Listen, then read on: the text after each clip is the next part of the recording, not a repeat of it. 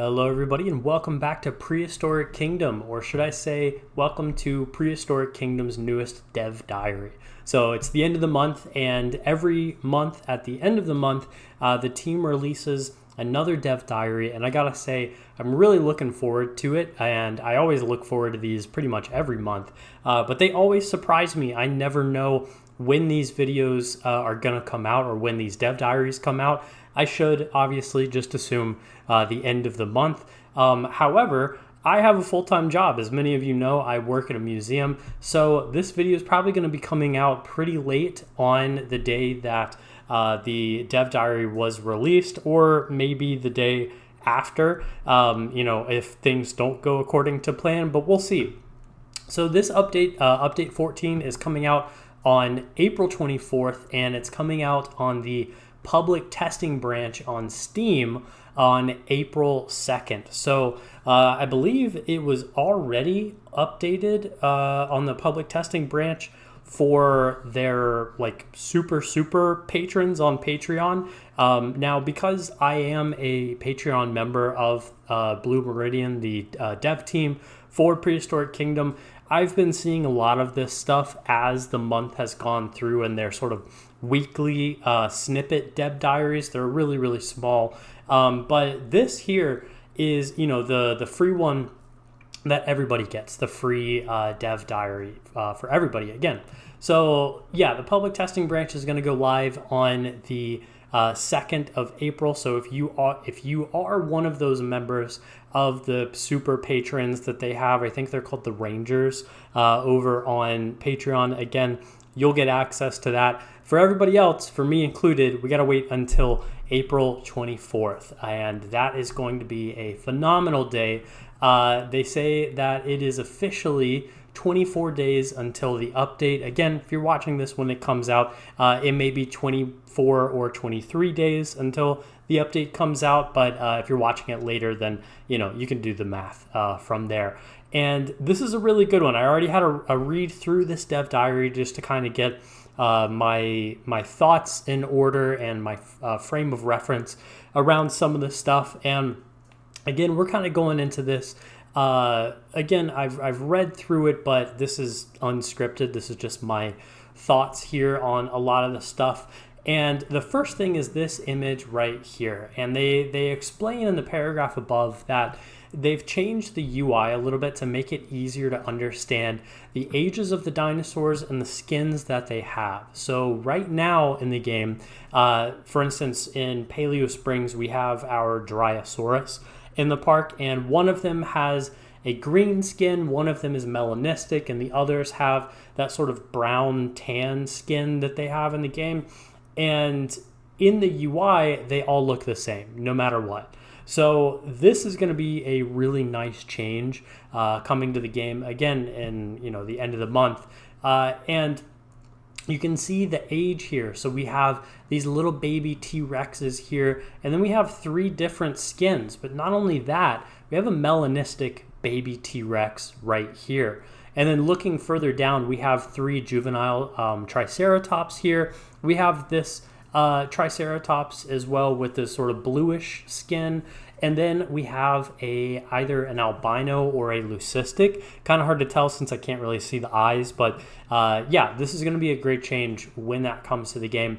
And they say it also works for the animal holder as well. So you'll be able to know what animals have what skins before you even place them in your park. And I think that's a wonderful addition to the game. So then, the thing that everybody has really been waiting for, the baby animals.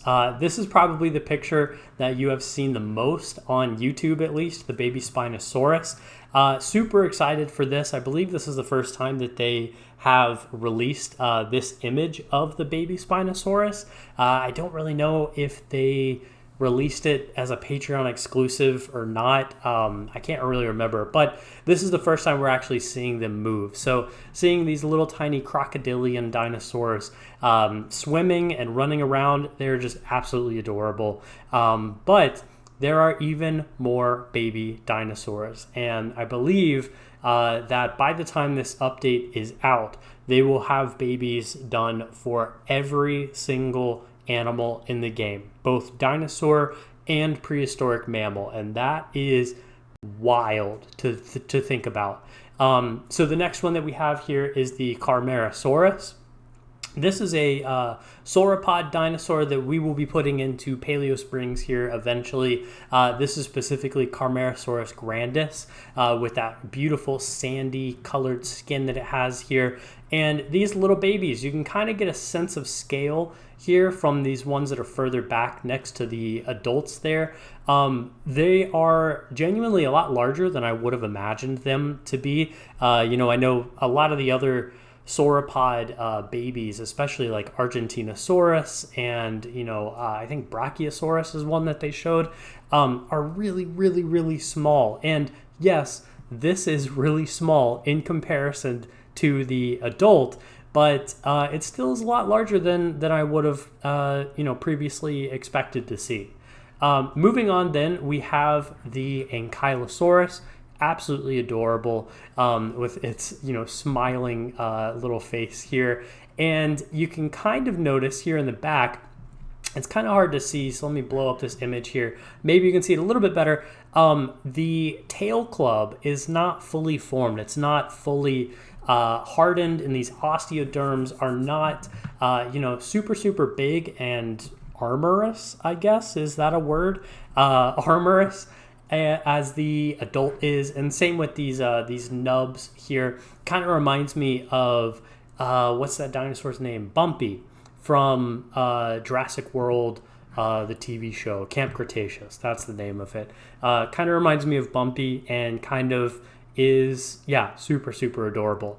All right, moving on then to the Plateosaurus. This is Plateosaurus gracilis. I believe this is the smaller of the two species, but this is absolutely adorable here. I love their little faces that they have, and they call them here in the dev diary their cookies and cream patterning that they have here, similar to the adults, but obviously you can see the adults have a little bit more coloring there as they grow up and sort of mature into that maturation state there. And then finally, this is probably going to be the thumbnail for the video, and that is the Sinotherium. This is by far my favorite baby prehistoric animal that they have released so far. I haven't seen this, at least I don't think that I've seen it, but I cannot get enough of this baby Sinotherium with his little head bump there coming in, kind of like a baby tooth. It's so cute. They have the ears that they've gotten completely correct for, baby rhinoceros here. And I love Sinotherium too. It's really interesting with sort of the plates that it has here, reminiscent of sort of like a Javan rhinoceros, and I believe that may actually be a relative of theirs. But again, as I've talked about before with Coelodonta and Elasmotherium, the lips tell the story of where these animals live, especially Sinotherium and Elasmotherium.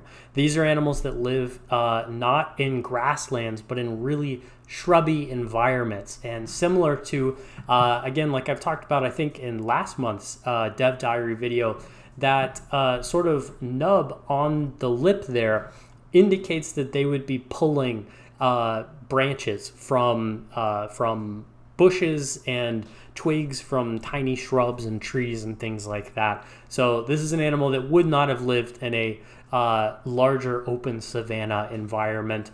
They may have wandered around there to find food, but most of the time they would be eating, again, those shrubby bush-like plants, just based on the lip there. Again, similar to modern day black rhinoceros there. Super cute, super adorable. And then we have our big surprise for this Dev Diary. They previously had announced herding and social groups to come in the next update, in update 15.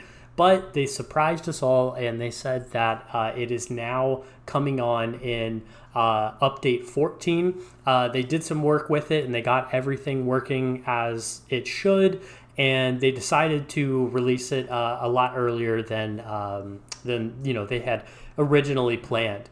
And this is super interesting. I mean, this is going to be so beautiful to see our brontosaurids that we have there, eventually the Carmarasaurus, and we are going to be putting a Paleosaurus into Paleo Springs as well, if you're a follower of the channel. And, you know, this is going to be so beautiful to see. Again, here, this super, super cinematic shot. But one of the things that they have talked about here is the social groupings, social hierarchies here. So within these herds or these social groups, you have a leader, a sort of alpha dinosaur or prehistoric mammal there in that herd or that pack. And we even have the gender ratios here. So we have 1 male and 3 females, and that is in the green or sort of in the white for the females there, but they need an extra male here in this herd. And it's also interesting to see that they have Evelyn here as the lead dinosaur. So that means that Dryosaurus here is a matriarchal dinosaur, question mark. That's super interesting to note. And I wouldn't have expected that, but I love to see it. They also have added within this adoptive parenting. So here we see a full-grown Tyrannosaurus Rex next to some babies. Now currently in the game and as of update 14, there's no animal breeding yet in the game. They will be adding that again sometime this year, later on in the future. But what they've done instead, since there is no breeding, well, actually, hang on here. No, yeah. So this is they've selected Karuk, the baby Tyrannosaurus Rex. So it says self there. I got confused for a second because I didn't see adopted next to the name there. So again, getting back into this is basically that the mother and all of the siblings here are adopted. They're not related by blood or genetics or anything like that, but they all live in the same place, and you even have a size limit for the clutch that a Tyrannosaurus can have here. And I assume all the dinosaurs will probably have this as well. And basically what this is going to do is it's going to act as, when you create baby dinosaurs in the hatchery and you throw them into an enclosure, they aren't just going to fend for themselves. They're going to form part of a social grouping with, I assume, the matriarchal female or the patriarchal male, and they're going to combine with them into a sort of pseudo clutch. And they're going to say, all right, you next to me, I was born in the hatchery with you, so you're my adoptive sibling. And then this random female dinosaur in here, I guess that's our mom.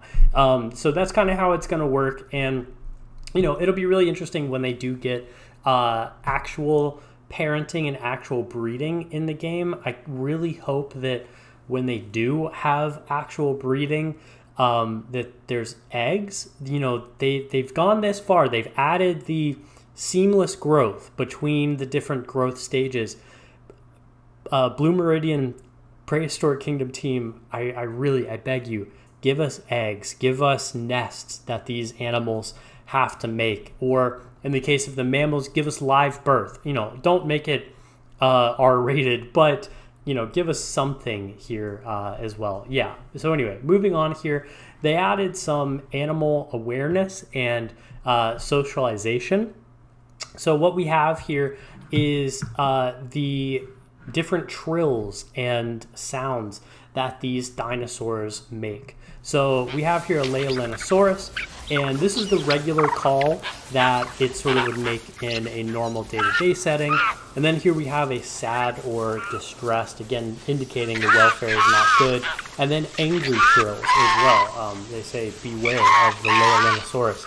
But we have these angry trills here that sort of show the different states of being of this dinosaur here. And yeah, super interesting to see. Again, we didn't ask for this, but it's super great that they are adding it. And every little bit is just, it makes this game such such an incredible thing to behold. This year we have a preview of the herding, so I will throw this video in here and you can watch that, and then we'll jump back into this.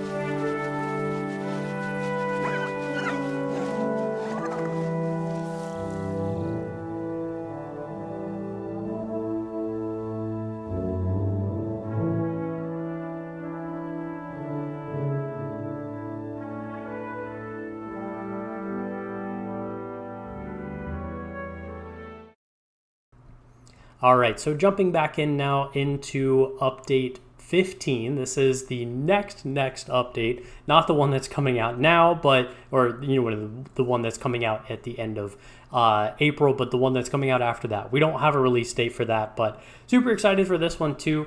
This is going to be adding a new species of Gallimimus, Gallimimus ballatus here, I believe. And this is one that they've been teasing for a while, and they actually show here. This is back in 2015, back when the game started. This was their first iteration of the Gallimimus. And you can see it's not even touching the ground there. There's no grass. This honestly kind of looks like JPOG, Jurassic Park Operation Genesis. That's kind of the same vibe that it gives me. I kind of love it, but also that's terrible.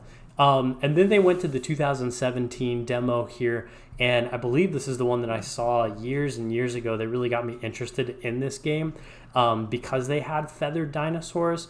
I genuinely forget what was even happening in the world in 2017, but that is, again, beside the point here.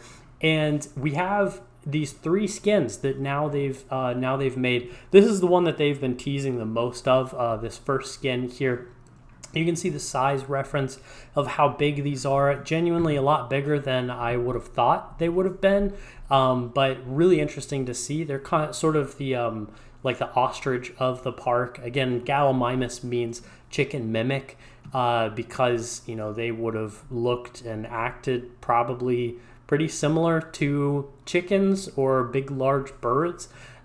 This one here is really, really interesting. I love the shaggy look that it has here with the white on the male and then this gray feathering there on the female there.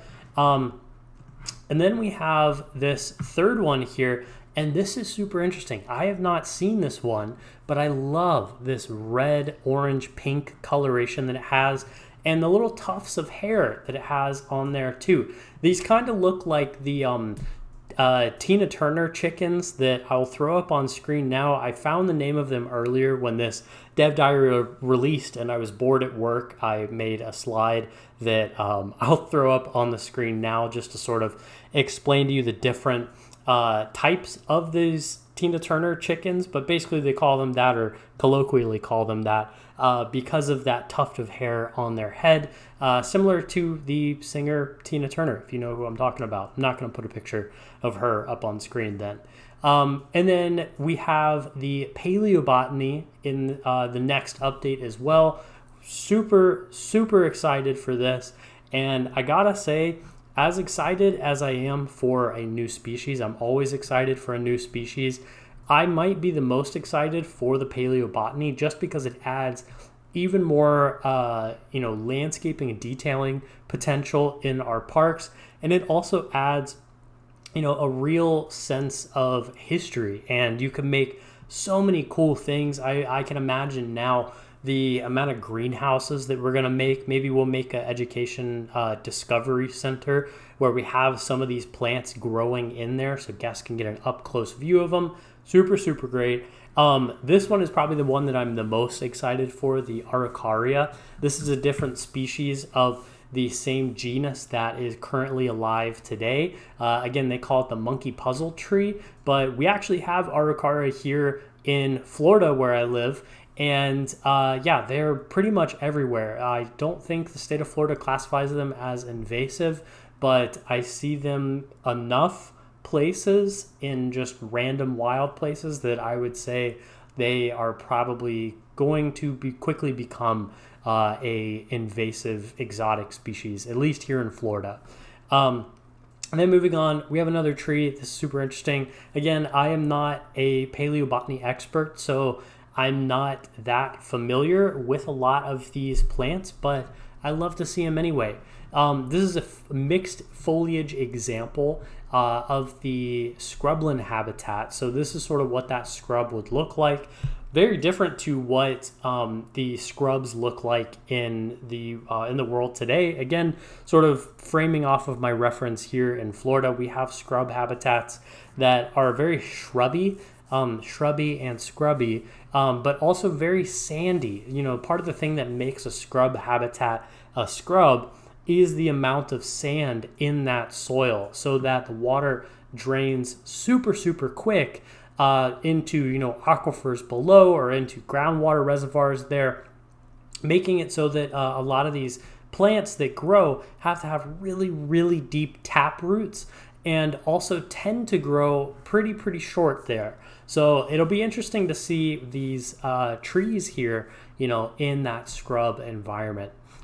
They also say here, teasing, the only thing missing is a Stegosaurus hiding in there. So this is pretty similar, to what the Morrison Formation would have looked like back in the Jurassic there. And whenever they do add Stegosaurus, I'm super excited for that. We'll be adding them into the Morrison Formation part of Paleo Springs there as well.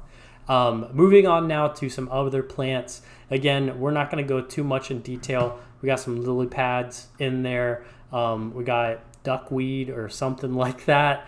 And then super excited for giant horsetails.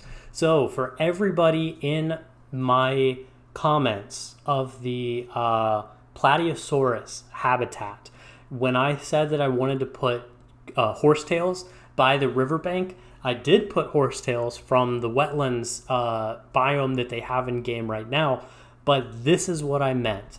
This is what I meant is these giant horsetails that they had back during the Triassic and into the Jurassic, and I believe even partly into the Cretaceous there. But yeah, they say that it is much larger than its modern day counterpart, somewhere between reeds and bamboo. Super excited for that, and I'm going to be putting this absolutely everywhere in the park there. And then we have some ancient palm trees, and I believe these are from the, or actually no, it says they are a fern, not a palm tree. So that's interesting. These look really interesting to me, and I got to do some more research on them. They have, sort of these mangrove roots with the palm tree top.